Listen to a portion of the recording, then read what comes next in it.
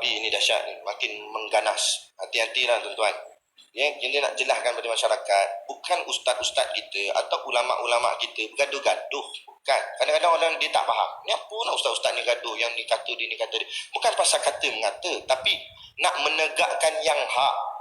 Ada di kalangan yang mengaku-ngaku asatizah, pakai jubah juga, berjanggut juga, tapi dia menyatakan sifat Tuhan itu dengan salah.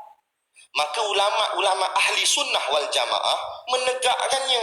Contoh, Wahabi mengatakan Tuhan tu di langit. Okey, saya bagi satu contoh. Saya ambil hujah yang Ustaz Engku buat. Baca dalam ayat Quran Ar-Rahmanu ala arsyistawa. Dia ambil terjemahan totok-totok sebiji dia terjemah. Ar-Rahman, Ar-Rahman tu maknanya Allah. Ala atas, arsy arash, istawa duduk. Dia ambil terjemahan tepat-tepat. Jadi akhirnya dimaksudkan situ Ar-Rahman yakni Allah duduk di atas arash. Okey. Jumpa pula sepotong hadis sahih. Dalam hadis kata sepertiga malam Allah turun ke langit dunia. Saya terjemahkan terus. Sepertiga malam Allah turun di langit dunia. Sepertiga malam ni lebih kurang pukul 3 ke 4 pagi macam itulah. Waktu orang bangkit tahajud. Jadi dikatakan Allah turun ke langit dunia. Sekarang persoalannya Allah ni di mana? Langit dunia ke? Allah turun ke bumi ke? Atau Allah duduk di langit? Sebab adalah hadis kata Allah turun. Ayat Quran pula kata Allah duduk di atas arah. Kan?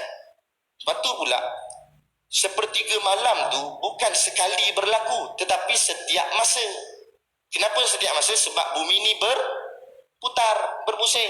Contoh tadi kita semayang maghrib. Ada di negara lain sedang semayang maghrib sekarang ni. Contoh kita, kalau ada sahabat kita yang nak buat haji ni berada kat Mekah sekarang.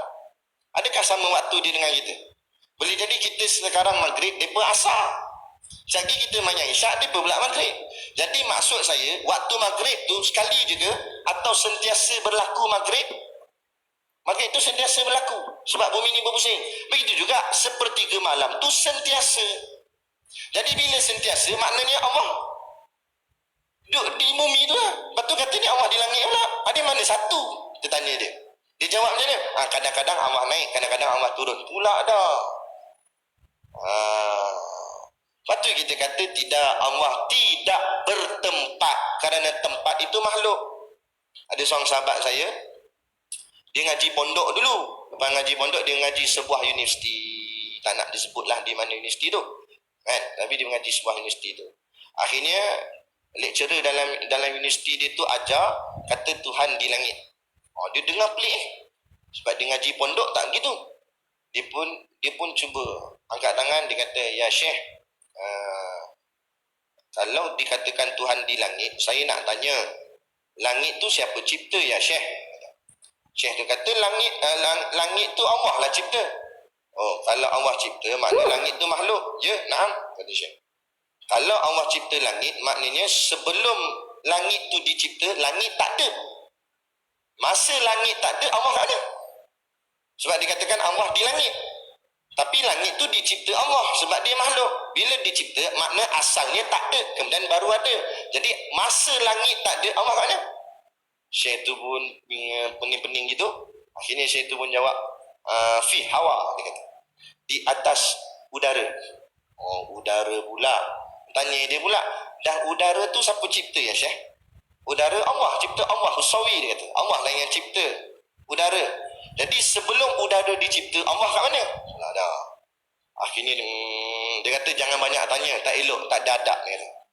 Pula dah. Padahal dia tak boleh memberi jawapan yang betul.